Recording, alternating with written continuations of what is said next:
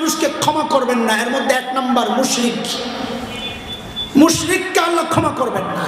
শয়তান কয় তোরে দিয়া তার মূর্তি পূজা করাইতে পারুন না, আমি একটা বুদ্ধি করছি, তোরে আমি মূর্তি খাওয়াইয়া দেব। তো ওই মাছের রুটি বানাইছে, কুমিরের রুটি বানাইছে। আর দেখেন না আপনারা কনফেকশনের ওনারা এখন থেকে প্ল্যান কি কি মূর্তি বানাবে।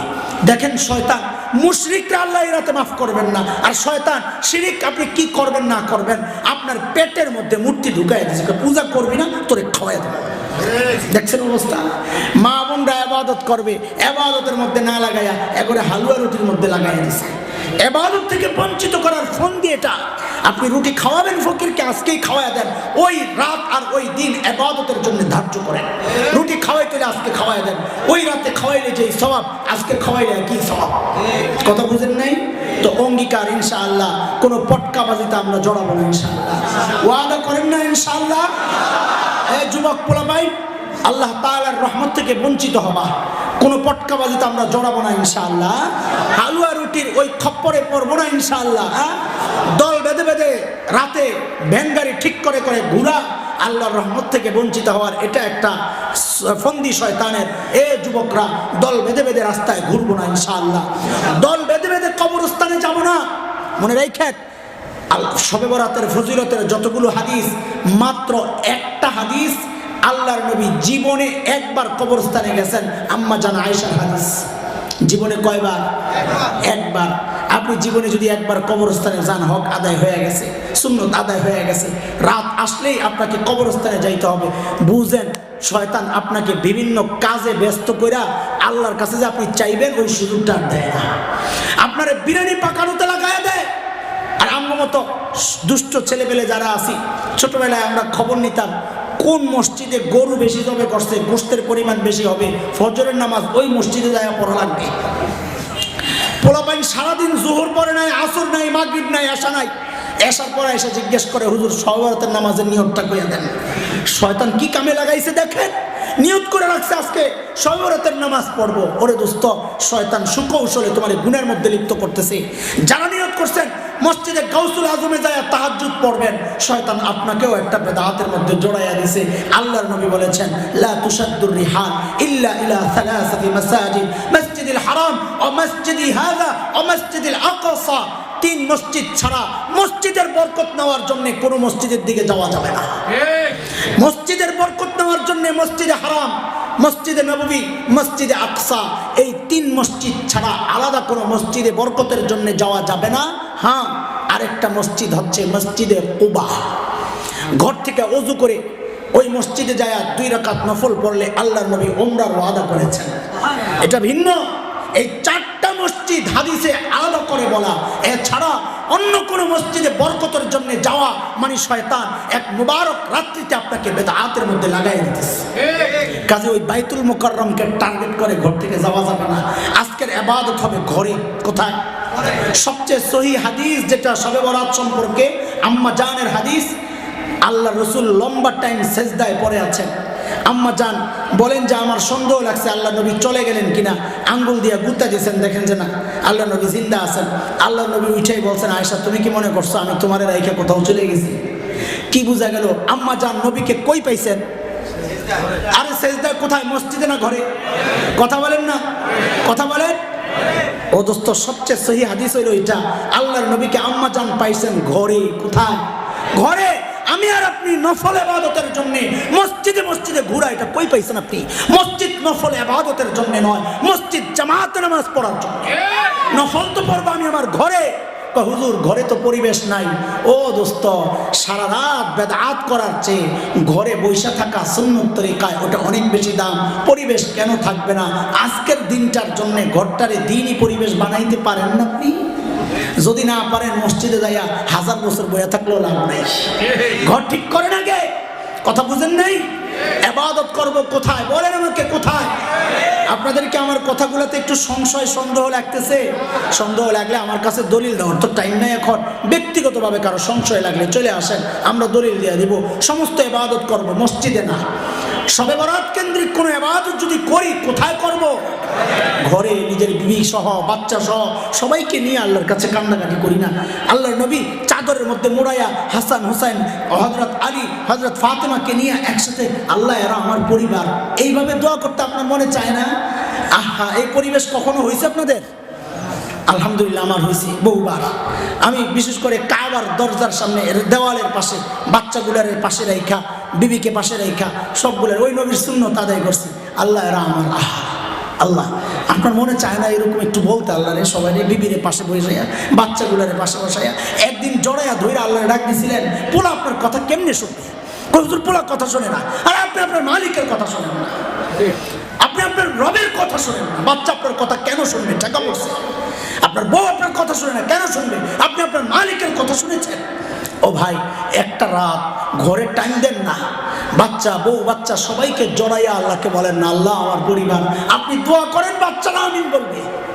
এর চেয়ে সুন্দর পরিবেশ কোথায় পাইবেন আপনি? মসজিদে এই পরিবেশ আসবে না, জিন্দগিতে আসবে না। কাজে আমরা সমস্ত ইবাদত শবে বরাত কেন্দ্রিক কোথায় করব? হালুয়া রুটি বাদ ইনশাআল্লাহ দিতে হইলে আজকে থেকে দেওয়া শুরু করি ইনশাআল্লাহ। আল্লাহর নবী রমাজানের পর সবচেয়ে বেশি রোজা রেখেছেন শাবান মাসে, কাজে আমরা শাবান মাসে বেশি বেশি রোজা রাখবো ইনশাআল্লাহ। ইনশাআল্লাহ ওই শাবানের আগের দিন 15ই শাবান আর 14ই শাবান অথবা 16ই শাবান, এই দিনগুলোকে রোজার জন্য নির্দিষ্ট করা এটা মুশকিল, কারণ ওই হাদিসটা দুর্বল। রোজার হাদিসটা কি সবাই বুঝেন কথাগুলো? রোজার হাদিসটা কি দুর্বল। তা আমি ওই 13, 14, 15 রোজা রাখবো, 13, 14 না, 14, 15 না, 13, 14, 15 রোজা রাখবো কোন নিয়তে? যে আল্লাহর নবী প্রতি মাসের আইয়ামে বীজ বলে এটাকে, প্রতি মাসের 13, 14, 15 রোজা রাখতেন, আমিও রাখলাম। আচ্ছা, ওই দিন রোজা রাখলে সুন্নত তো 3 দিনের সুন্নত তো আদায় হইলো, ফাঁকে যদি ওই হাদিস ঠিকও হয়, শবে বরাতের রোজাও আদায় হইল কিনা? কয় না। আরে একসাথে হয়ে গেল কিনা? কাম তো একবারে হয়ে গেল। তা আপনি 2 দিন না রাখে কয়দিন রাখবেন? কমপক্ষে যত বেশি পারা যায়। আল্লাহর নবী এই মাসে সবচেয়ে বেশি রোজা রাখছেন, আমরাও রাখবো সবচেয়ে বেশি ইনশাআল্লাহ। ওই নির্দিষ্ট দিনগুলোকে নির্ধারণ না করা, আর ওই রাস্তায় রাস্তায় ঘুরে না বেড়ানো, মসজিদে যায় বৈশা না থাকা, হালুয়া রুটির পিছনে না ভাগা, কবরস্থানে লাইন দিয়ে পড়ে না থাকা, এগুলা হচ্ছে বিদআত এবং এগুলা হচ্ছে ফালতু ও নিষ্প্রয়োজন কাজ। যেগুলো জরুরি সেগুলো হচ্ছে এই দিন আপনাকে যে কাজগুলো করতে হবে। খেয়াল করেন, 1 নাম্বার, আল্লাহ এই রাতে মুশরিককে মাফ করবেন না, কাজে আপনি শিরিক ছেড়ে দিবেন, শিরিকের জন্য তওবা করবেন। এই রাতে আল্লাহ তাআলা আকুল ওয়ালিদাইন, বাবা মার নাফরমানকে আল্লাহ মাফ করবেন না, মা বাবার কাছে মাফ চাইয়া নিয়েন। এরপর কি বলে এটাকে, টাকনুর নিচে, মা আসফালা মিনাল কাবাইন মিনাল ইজার ফিন নার, টাকনুর নিচে যারা, মুসবিরুল ইজার, হাদিসের শব্দ মুসবিরুল ইজার, যাদের কাপড় টাকনুর নিচে যায় ওই ব্যক্তিকে আল্লাহ এই রাতে মাফ করবেন না। কাজী টাকনুর উপরে কাপড় উঠাবো এই রাতের আমল। আল্লাহর নবী বলেছেন মুদমিনুল খামার, যারা নেশা করে তাদেরকে আল্লাহ এই রাতে মাফ করবেন না। নেশা ছেড়ে দিব, শিরিক ছেড়ে দিব, বাবা মা কাছে মাফ চাইব, নেশা ছেড়ে দিব, টাকনুর উপরে কাপড় পরবো। আর আত্মীয়তা, কাতিউর রাহিম, যারা আত্মীয়তার সম্পর্ক ছিন্ন করে তাদেরকেও আল্লাহ তাআলা এই রাতে মাফ করবেন না। ও দোস্ত, এগুলোর পিছনে না আপনি মেহনত করবেন, জাগা মতো মেহনত না করে আপনি পড়ে রয়েছেন হালুয়া রুটি। আপনি মেহনত করেন আপনার পায়জামার উপর, টাকনুর উপরে কাপড় ওঠান। আপনি মেহনত করেন আপনার আকীদা বিশ্বাসের উপর, শিরিক ছাড়েন। আপনি মেহনত করেন মা বাবার থেকে ক্ষমা চান। আপনি মেহনত করেন নেশা ছাড়েন। আপনি মেহনত করেন আত্মীয়তার সম্পর্ক যাদের সাথে ছিন্ন করছেন, একটা ফোন দিয়া হ্যালো বইলা লাইনটা ক্লিয়ার করেন, তাইলে শবে বরাতের কিছু ফজিলত আপনি পাবেন। আল্লাহ তাআলা আমাদের সমস্ত আমলগুলোকে যেভাবে করলে আমল ওজনদার হয়, ভারী হয়, নিয়ত পাক্কা করা, তরিকা সহি করা, এইভাবে সমস্ত আমলগুলো করার তৌফিক দান করেন, আমিন। আমি দোয়া চাই, দোয়া করি যদি চায় তার আমলটা সঠিক হোক, কবুল হোক, ইখলাস বাড়াক। আর যদি সে চায় আমলটা কবুল হোক, সঠিক হোক, তাহলে সে আরেকটি কাজ করবে, সেটা হলো সুন্নাহ মোতাবেক করা লাগবে। রাসূল সাল্লাল্লাহু আলাইহি ওয়াসাল্লাম যে আমল যেভাবে করেছেন আমরা সে আমল সেভাবে করব। এই যে আমাদের আপনার আসতেছে শবে বরাত, কয়দিন পরে তো না, মে মাসের কয় তারিখে? এখানে দেখবেন আমাদের দেশে দল বেঁধে আমরা সবে মসজিদে যাচ্ছি। যারা গত 6 মাসে আসে নাই তারাও আসবে, অথবা গত শবে বরাত আইছিল তারা আবার এই শবে বরাত আসবে। মসজিদে লোকারণ্য হয়ে যাবে, লোকজনের জায়গা দেওয়া যাবে। এবং মানুষ মনে করছে এইটা যে কি বিশাল ফজিলত, অনেক বড় সওয়াবের কাজ, আল্লাহ সব গুনাহ ক্ষমা করে দেন। অথচ আমরা সুন্নাত দিকে যদি তাকাই, রাসূল সাল্লাল্লাহু আলাইহি সাল্লামের জীবনে 23 বছর নবুয়তি জীবন গেছে। 23 বছরের ভিতরে একটা শবে বরাত তিনি সাহাবীদেরকে নিয়ে এরকম মসজিদে ইজতেমাই ইবাদত করেন। আমাদের দেশে এটা চালু হয়েছে, আমরা করছি। এখন যদি আমরা বন্ধ করে দিই, বলি দরকার নাই, তাহলে হাজারো প্রশ্ন উঠবে। তার মাঝে একটা প্রশ্ন খুব মজা লাগে শুনা, সেই প্রশ্নটা হবে, হুজুর এমনি মানুষ নামাজ পড়ে না, তাও এক রাত তো পড়তো, এটাও মানা করে দিলেন? যে হুজুর যে গত বছর পড়ছে হে এবার আসছে, তো এবার তো আসছে কমপক্ষে, যদি আপনি এটাও মানা করে দেন তাহলে তো হে এবারও আইলো না। শুনে মনে হয় কথা তো ঠিক, আরে মানা করবো না। আচ্ছা, এবার আমি আপনাকে একটা প্রশ্ন করি, এই বেটা যদি এইবারও না আসে, আল্লাহর কি ক্ষতি হইতো? এই বেটা যদি এইবারও না আসে, আল্লাহর কি লস? তাহলে আল্লাহর দ্বীনকে আপনি কি মনে করছেন যে আল্লাহকে আপনি হেল্প করছেন, সহযোগিতা করতেছেন? এভাবে 2-4 রাকাত পয়রা মাঝে মাঝে আইসা আপনার আমার যুক্তির নাম ইসলাম হবে না, ইসলাম হবে কোরআন এবং হাদিসের নাম, ঠিক না? ওই জন্য তো উনি বলছেন যে আপনার আমলটা সুন্নাহ মোতাবেক হওয়া লাগবে। এটা শুধু উনার বক্তব্য না, কাজী ইয়াজের বক্তব্য না, এটা সব আলেমদের বক্তব্য যে আমল হওয়া লাগবে সুন্নাহ মোতাবেক। এখন রাসূল সাল্লাল্লাহু আলাইহি সাল্লাম এই রাত্রিতে ইবাদত স্পেশালি করেন নাই, কিন্তু আমাদের দেশে সবাই এটাকে স্পেশাল ইবাদত বানাই দিয়েছে। এটা সুন্নাহর বাহিরে চলে যাচ্ছে আমরা। এই জন্য আমি মনে করি শবে বারাতে যখন মানুষ ইবাদত কেউ করতে চায়, অন্য অন্য রাত্রিতে যেমন নফল ইবাদত করে ঠিক একই রকম করবে, এবং ওই রাত্রিতে স্পেশাল কোনো ইবাদত আছে এটা মনে করলে সে সুন্নাহর সীমা থেকে বেরিয়ে যাবে। বরং স্পেশাল ইবাদত শবে কদরে আছে, ঠিক না? সেটাকে গুরুত্ব বেশি দিন। এখন শবে বরাতে গুরুত্ব দেয় না, শবে কদর গুরুত্ব দিয়া শবে কদরকে কমাই ফেলছে। আল্লাহর হাবিব যেখানে শবে কদর বলছে, রমজানের শেষ দশকের বেজর রাত্রিগুলাতে তাকাও, 21 তারিখ, 27 তারিখ, 25 তারিখ, 23 তারিখ, 29 তারিখ, সেখানে বাংলাদেশে শবে কদর কয়দিন হয় এবং সেটা কয় তারিখ? আমরা খুঁটা মেরে নিচ্ছি। হাদিসে যেখানে আছে বেজর সব রাত্রিতে তালাশ কর, আর আমরা সেখানে ফাঁকি দিলাম। এজন্য যদি আপনার আমল আমার আমল কবুল হোক আপনি চান, তাহলে আপনাকে ইখলাসও আনতে হবে, রাসূলের সুন্নাহর আলোক আমল করতে হবে। আগামী পরশুদিন লাইলাতুল নিসফি মিন শাবান, শাবান মাসের মধ্য রজনী, যেটা আমাদের দেশে আমরা শবে বরাত বলি। কি বলি? শবে বরাত। এটা নিয়ে অনলাইনে দেখলাম অনেক কাদা ছুড়াছুড়ি চলতেছে। কেউ বলে শবে বরাত বেদাত, কোরআন হাদিসে শবে বরাতের কোনো অস্তিত্ব নাই। আবার কেউ কেউ বলে শবে বরাত নামটাই বেদাত, নামটাই শুদ্ধ নয়। এই ধরনের কথা বলতে শোনা যাচ্ছে। সলিউশনটা কি? এক শ্রেণী দাবি করছে শবে বরাতের কোনো অস্তিত্ব নাই কোরআন হাদিসে, আবার আরেক শ্রেণী তো এরকমও আছে শবে বরাতকে লাইলাতুল কদরের চাইতেও বেশি গুরুত্ব দিয়ে থাকে।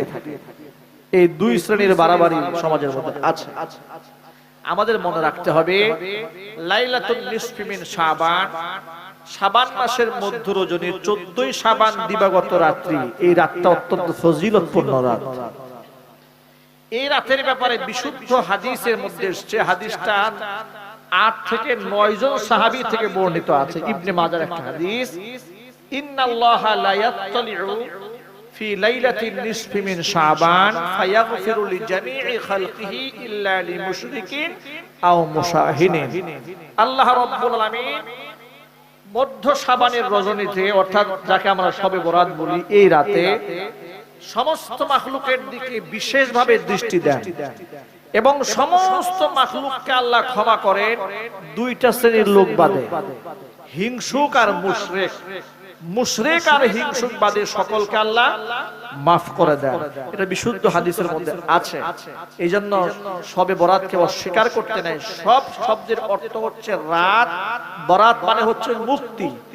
এই রাতের নাম শবে বরাত নামকরণ করার কারণ হচ্ছে যেহেতু এই রাতে আল্লাহ সমস্ত মাখলুককে মাফ করেন, এই জন্য এই রাতকে শবে বরাত তথা মুক্তির রজনী বলা হয়।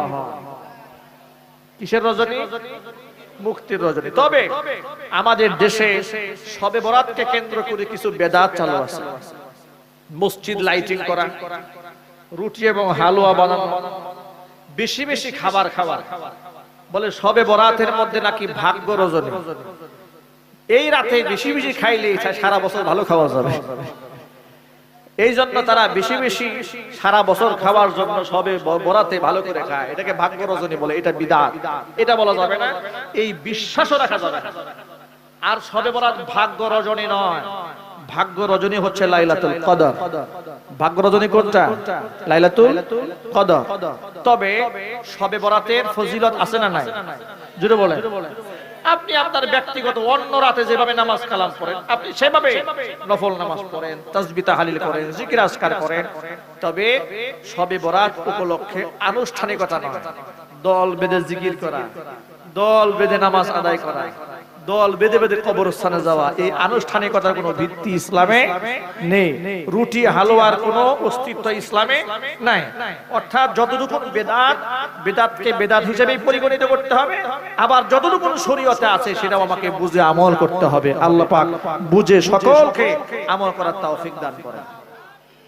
তাহলে এখন আপনারা বলুন, শবে বরাত মানে কি?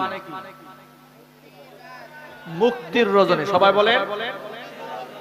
বারাতুন শব্দটা আরবি, বারাতুন শব্দটা আরবি, বারাত মানে হচ্ছে মুক্তি, শবে বরাত মানে মুক্তির রজনী।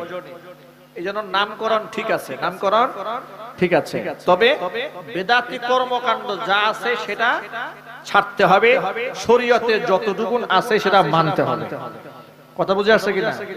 অতএব যারা বলে কোনো অস্তিত্বই নাই শবে বরাতের, এটাও বাড়াবাড়ি। আবার শবে বরাতকে ভাগ্য রজনী বলে গোসল আসল করে নতুন পাঞ্জাবি গায়ে দিয়ে মসজিদে জড়ো হওয়া, এটা আরেক প্রকারের বাড়াবাড়ি। ঠিক কিনা? অন্যদিন যেমন নফল নামাজ ঘরে পড়া উত্তম, শবে বরাতেও নফল নামাজ ঘরে পড়া উত্তম। কথাগুলো মনে থাকবে। এবং এই রাতে বিশেষ কোনো নামাজ নাই। মকসুদুল মুমিনিন নিয়ামুল কুরআন নামক ভ্রান্ত বইয়ে কিছু নিয়ম দেওয়া আছে। 4 বার কুল হুয়াল্লাহ পড়তে হয়, 4 বার দুরূদ শরীফ পড়তে হয়, অনেক ধরনের নামাজের সিস্টেম দেওয়া আছে। সব মিথ্যা, সব বানোয়া, হাদিস কোরআনের কোনো অস্তিত্ব নাই।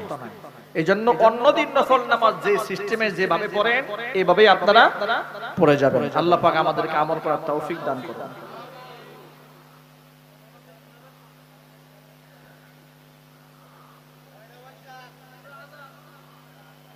পহেলা বৈশাখ কিভাবে পালন করবেন?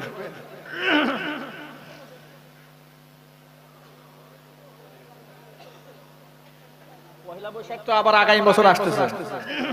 এই বছর তো যা যাবার গেল। পহেলা বৈশাখে এই বৈশাখ শব্দের তাৎপর্য আপনাদের জানা দরকার। শবে বরাতের যেমন তরজমা জানলেন, বৈশাখের একটা তরজমা আপনাদের বরাতে। প্রথম কথা হলো শবে বরাত। সব মানে ফার্সি, রাত। বরাত মানে কি? ভাগ্য। হ্যাঁ, আমি আজ সকালে শব্দের অর্থ পরিবর্তন নিয়ে আলোচনা করছিলাম, ওইটাতে আর যাব না।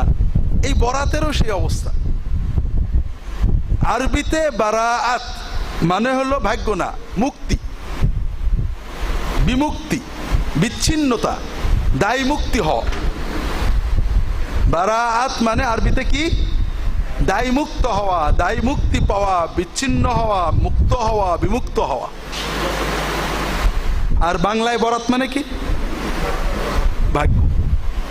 এই জন্য আমরা শবে বরাত অথবা লাইলাতুল বরাত বললেও মনে করি ভাগ্য রজনী, কিন্তু আরবিতে লাইলাতুল বারাত মানে মুক্তি রজনী। এবং লাইলাতুল বারাত বা শবে বরাত কোনোটাই সুন্নত শব্দ না। শব্দটা আমি আপত্তি করছি না, কিন্তু এই একটা জিনিসের একটা সুন্নত নাম আছে, রাসূলুল্লাহ সাল্লাল্লাহু আলাইহি ওয়াসাল্লাম নাম রেখেছেন, সেই নামটা উত্তম, না আমরা যেটা রাখছি সেটা উত্তম। যেমন লাইলাতুল কদরের নাম লাইলাতুল কদর আল্লাহ কোরআনে বলেছেন, হাদিসেও আসছে। লাইলাতুল বারাআতের যেটা সুন্নত নাম হাদিসে আসছে, সাহাবীদের যুগে, তাবেঈনদের যুগে, আমাদের ইমামদের সময়ে ছিল, সেটার নাম হলো লাইলাতুন নিসফে মিন শাবান, মধ্য শাবানের রাত। তা আমাদের সামনে দুটো নাম আছে, একটা হলো লাইলাতুল বারাত, একটা লাইলাতুন নিসফে মিন শাবান। শবে বরাত, মধ্য শাবানের রাত, দুটোই নাম, কোনো দোষ নেই, নাম যেটা ইচ্ছা রাখা যায়। আর লাইলাতুন নিসফে মিন শাবানের যে ফজিলত আমরা সহি পড়ব, এটা দ্বারা মুক্তি প্রমাণ হয়। কিন্তু আমরা কোন নামটা বললে ভালো হয়?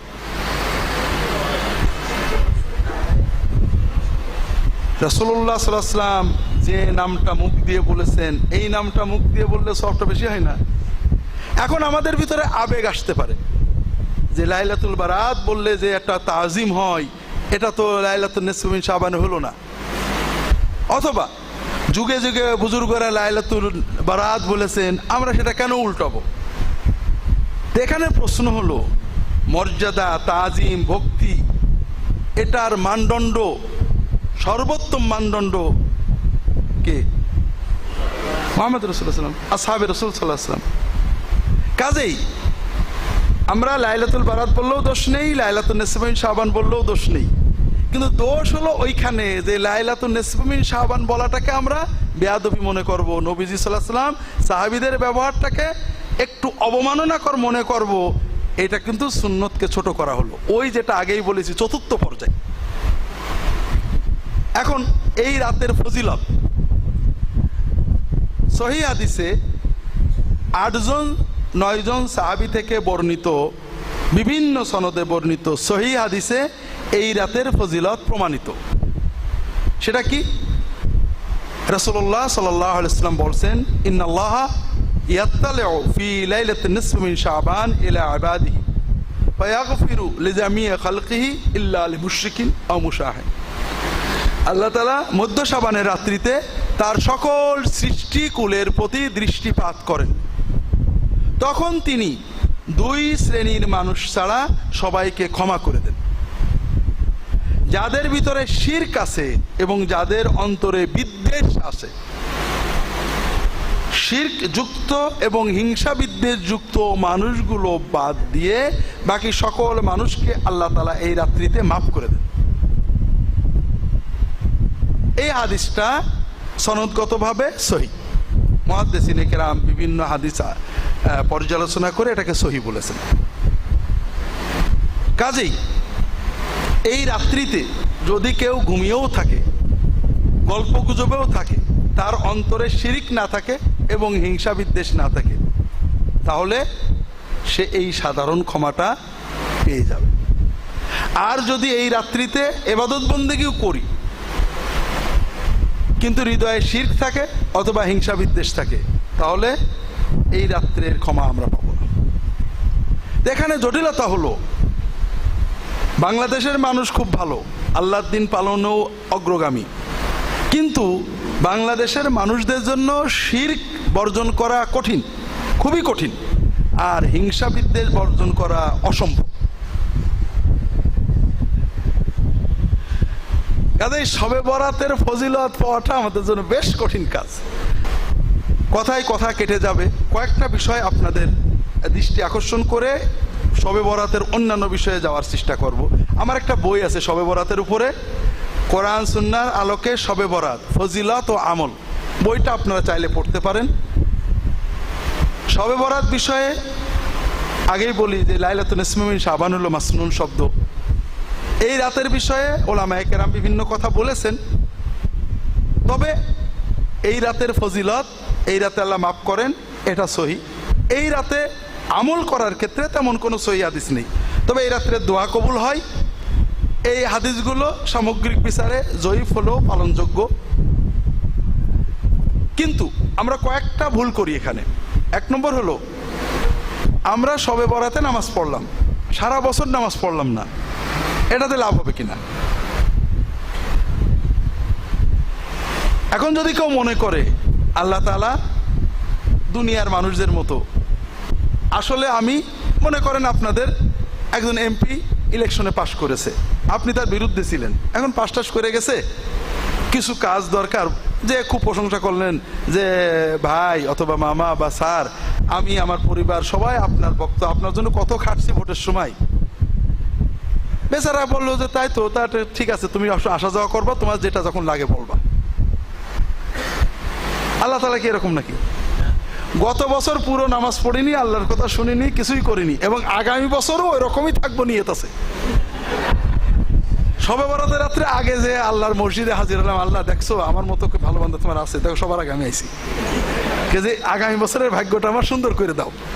এটা হবে নাকি? আসলে শবে বরাতে ভাগ্য লেখা হয়, এই জিনিসটাই কোনো সহিহ হাদিস নেই। আপনি কি হেরার আলোয় আলোকিত হতে চান? আপনি কি সুন্নার আলোকে জীবন গড়তে চান? প্রফেসর ডক্টর খন্দকার আব্দুল্লাহ জাহাঙ্গীর রচিত কোরআন সুন্নাহ ভিত্তিক জীবন ঘনিষ্ঠ বইগুলো পড়ুন, সুন্দর জীবন গড়ুন। ইসলামী আকিদা, হাদিসের নামে জালিয়াতি, ইহয়াউস সুনান, রাহে বেলায়েত সহ আরো অনেক বই। কোরআন সুন্নাহর সাথে থাকুন, জীবন বদলে যাবে। যোগাযোগ আস সুন্নাহ ট্রাস্ট, 01715400640। 2 নম্বর কথা, ভাগ্য ভালো করার জন্য আল্লাহ অনেক আমল দিয়েছেন। সহিহ হাদিসে আসছে, বিভিন্ন হাদিসে, পিতামাতার খেদমত, আত্মীয় স্বজনের সুসম্পর্ক রাখা, মানুষের উপকার করা, আল্লাহর কাছে দোয়া করা, এগুলোতে মানুষের ভাগ্য ভালো হয়। 3 নম্বর হলো নামাজ জামাতে পড়া, নামাজের সময় আল্লাহ তাআলার ইস্তেগফার করা, এগুলোতে আল্লাহ অভাব দূর করেন, রিজিকে বরকত হয়, বিভিন্ন রকম হাদিস আসছে। সবচেয়ে বড় কথা হলো নামাজ আপনার ফরজ ইবাদত, মানে আপনার জন্য সবচেয়ে দরকারি জিনিস। আপনি যদি নামাজে অবহেলা করেন আর শবে বরাতে নামাজ পড়েন, ঠগালেন কাকে? নিজেকে না? হ্যাঁ, এটা আমাদের বুঝতে, আমি লম্বা বলতে পারবো না, কারণ 5 ওয়াক্ত সালাত আমরা অনেক বোঝা মনে করি। কেউ বললে বলি না, আরে নামাজ না পড়লে কি ইমান ঠিক আছে, এরকম বলে না। আমরা মনে করি নামাজ হুজুররা বলছে, হুজুরদের মধ্যে কোনো সুবিধা আছে। আচ্ছা, নামাজের ভিতরে কি হুজুরদের কোনো সুবিধা আছে নাকি? নামাজ আমার সবচেয়ে বেশি সুবিধা। আমি আমার মালিকের সামনে দাঁড়াবো, আল্লাহ আমার দিকে রহমতের নজরে তাকিয়ে থাকবেন, আমার কথা শুনবেন, আমার সব আবদার আল্লাহর কাছে পেশ করব। এর চেয়ে মজার জিনিস তো আর হতে পারে না। 5 ওয়াক্ত নামাজ, নামাজের সেজদায় দোয়া করা, নামাজের সময় আল্লাহর কাছে দোয়া করা, এই সময়ের দোয়া আল্লাহ কবুল করবেন, সব বিপদ কাটিয়ে দেবেন, হাদিস শরীফে আসছে। এদিন নামাজ আমার নিয়মিত নামাজটা আমার মূল, এরপরে অতিরিক্ত করতে পারলে। এখন একজন বলল পেস্তা বাদামে অনেক ভিটামিন, এইটা হয় সেইটা হয়, আমি সব শুনে কেজি 3 পেস্তা বাদাম এনে একবারে খেয়ে নিলাম, 12 মাস আর ভাত খাবো না, এটা কি হবে? এটা ভুল বোঝা। এই জন্য ভাইরা এদিকে খেয়াল রাখতে হবে। 2 নম্বর, শবে বরাতের যাই কিছু করি এগুলো নফল, ঠিক না? নফল এবাদতের ভিতরে কিছু এবাদত আমরা গুরুত্ব দিই না। যেমন আমাদের দেশে মেয়েরা বেশি আবাদত করেন, সওয়ালের রোজা, শবে বরাতের ইবাদত তারাই বেশি করেন, কারণ তারা আল্লাহর সন্তুষ্টি চান। কিন্তু 2টো বিষয়ে তারা ব্যাপক অবহেলা করেন। একটা হলো পর্দা। পর্দা ফরজ না নফল? আর শবে বরাতের ইবাদত নফল বাদ দিয়ে ফরজ করলে কি আল্লাহকে খুশি করা যায়? ভাত টাত সব খাওয়া বাদ দিয়ে পেস্তা বাদাম খেলে সুস্থ হওয়া যায়? লুঙ্গি টুঙ্গি সব বাদ দিয়ে পাগড়ি পরলে কি অলি হওয়া যায়? দ্বিতীয় হলো, আমরা আরো একটা গুরুত্বপূর্ণ বিষয় অবহেলা করি, পারিবারিক জীবন। স্বামীর সাথে ভালো আচরণ, স্বামীর সাথে হাসি মশকরা, স্বামীর কোনো ভালো কিছুতে কৃতজ্ঞতা প্রকাশ করা, স্বামীর সাথে শান্তিতে মানে সংসার করা, এটা সওয়াবের দিক থেকে, দুনিয়ার বরকতের দিক থেকে শবে বরাত পালনের চেয়ে অনেক বেশি বড় ইবাদত।